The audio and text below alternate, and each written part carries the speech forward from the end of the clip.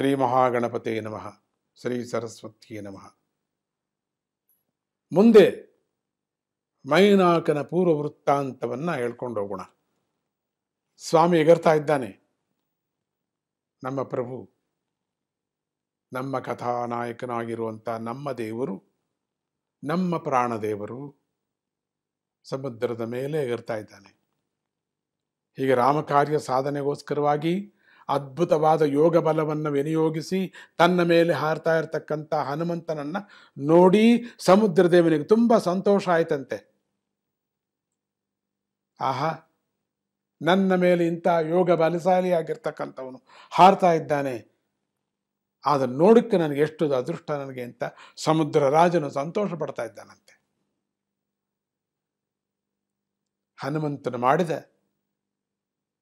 ಸಾಹಸ ಕಾರ್ಯವನ್ನು ನೋಡಿ ಸ್ವಲ್ಪ ಭಯವು ಕೂಡ ಆಯ್ತಂತೆ ಸಮುದ್ರ ರಾಜನಿಗೆ. ಇಂಥ ಸಾಹಸವನ್ನು ಮಾಡ್ತಿದ್ದಾನಲ್ಲ, ವಾಯುವನ್ನು ಬಿಗಿ ಹಿಡಿದು ನನ್ನನ್ನು ದಾಟೋಣ ಅಂದ್ರೆ ಏನು, ಎಷ್ಟು ಕಷ್ಟ ಆಗತ್ತೆ. ನನ್ನ ದಾಟ್ತಾ ಇದ್ದಾನಲ್ಲ, ಸಮುದ್ರ ರಾಜನಿಗೆ ತುಂಬ ಮುದ್ದು ಆಗತ್ತೆ, ತುಂಬ ಭಯನೂ ಆಗತ್ತೆ. ರಾಮ ಕಾರ್ಯಕ್ಕಾಗಿ ಇಷ್ಟು ಸಾಹಸ ಮಾಡ್ತಾ ಇರತಕ್ಕಂಥ ಇವನಿಗೆ ನಾವು ಸ್ವಲ್ಪ ಸಹಾಯ ಮಾಡಿದರೆ ಚೆನ್ನಾಗಿರುತ್ತೆ ಅನ್ನಿಸ್ತಂತೆ. ಒಂದು ಸ್ವಲ್ಪ ಸಹಾಯ ಮಾಡಿದರೆ ಒಳ್ಳೆಯದು, ಮಾಡಲೇಬೇಕು ನಾವು ಇವಾಗ. ರಾಮ ಕಾರ್ಯದಲ್ಲಿ ನಮ್ಮದೊಂದು ಸ್ವಲ್ಪ ಅಳಿಲು ಸೇವೆ ತರಹ ನಾವು ಕೂಡ ಮಾಡಬೇಕು ಅಂತ ಮುಂದೆ ಅಳಿಲು ಸೇವೆ ಅನ್ನೋದು ಬರ್ತದೆ. ಯಾಕೆ ಅಳಿಲು ಸೇವೆ ಅಂತ ಹೇಳ್ತೀವಿ? ರಾಮಾಯಣದಲ್ಲಿ ಕಥೆಯಲ್ಲಿ ತುಂಬ ಅದ್ಭುತವಾದ ಕಥೆ, ಅದು ಮುಂದೆ ಹೇಳೋಣ, ಕಥೆ ನಡೆದ ಮೇಲೆ ಹೇಳೋಣ, ಅದು ಅಳಿಲು ಸೇವೆ ಅಂತಕ್ಕಂಥದ್ದು. ಅದಕ್ಕೆ ಸಮುದ್ರ ರಾಜ ನಂದೊಂದು ಅಳಿಲು ಸೇವೆ ಮಾಡೋಣ ಅನ್ಕೋತಾನೆ. ಪುಟ್ಟು ಸೇವೆ ಮಾಡೋದಂತ ತಾಪತ್ರ ಇಲ್ಲ, ತೊಂದರೆ ಇಲ್ಲ. ಅಪ್ಪ ಅಷ್ಟೊಂದು ಬರುತ್ತೆ, ನಂದು ₹1 ಯಾರು ಕೇಳ್ತಾರೆ ಅನ್ಬಾರ್ದು. ₹1 ದೊಡ್ಡದಾಗೋದು ಯಾವಾಗಲೂ ಕೂಡ. ಹನಿಗೂಡಿ ಹಳ್ಳ ತೆನಗೂಡಿ ಭತ್ತ, ಅಯ್ಯೋ ನನ್ನೊಂದು ಹನಿಯಿಂದ ಏನಾಗತ್ತೆ ಅನ್ನಬಾರ್ದು. ನನ್ನ ಹನಿಯಿಂದಲೇ ಕೆರೆ ಆಗೋದು, ಹಳ್ಳ ತುಂಬೋದು. ನೀರು ಹಳ್ಳ ತುಂಬಿದ್ರೆ ನಮ್ಮ ಕೊಡೆ ತುಂಬುತ್ತೆ, ನಮ್ಮ ಕೊಡೆ ತುಂಬಿದರೆ ನಮ್ಮ ಹೊಟ್ಟೆ ತುಂಬುತ್ತೆ. ನೋಡಿದ್ರ ಒಂದಕ್ಕೊಂದು ಹೇಗಿದೆ ಅಂತ.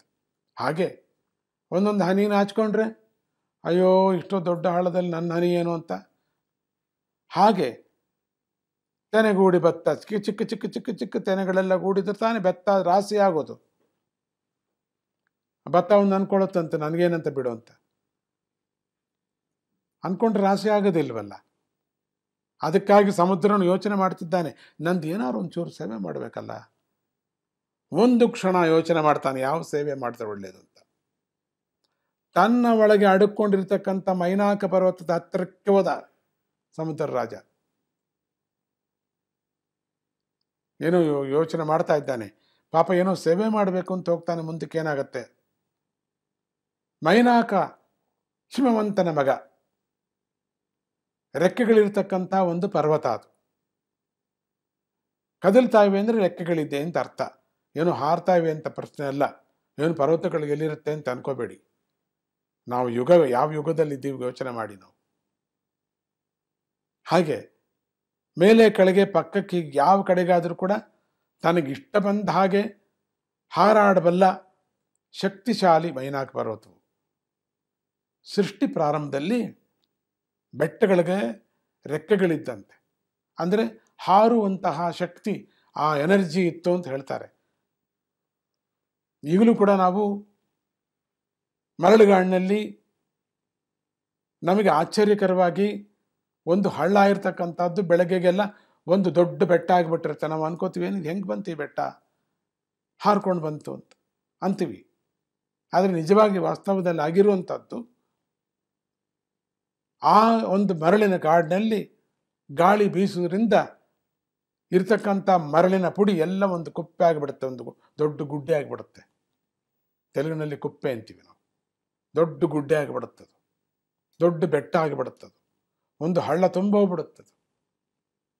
ನಿನ್ನೆ ಇರಲಿಲ್ಲ, ಇವತ್ತಿದೆ, ಇವತ್ತಿತ್ತು ನಾಳೆ ಅದಿಲ್ಲ, ಇನ್ನೊಂದು ಪಕ್ಕದಲ್ಲಿದೆ. ವಾಯು ಎಳ್ಕೊಂಡು ಹೊರಟೋಗ್ತಾ ಇದೆ. ಅದರಿಂದ ನಾವೇನು ಹೇಳ್ತೀವಿ, ನಾವು ಈ ಮರಳಿಗೆ ರೆಕ್ಕೆ ಬಂತು ಅಂತ ಹೇಳ್ತೀವಿ. ಜೈ ಗುರುದತ್ತ, ಶ್ರೀ ಗುರುದತ್ತ.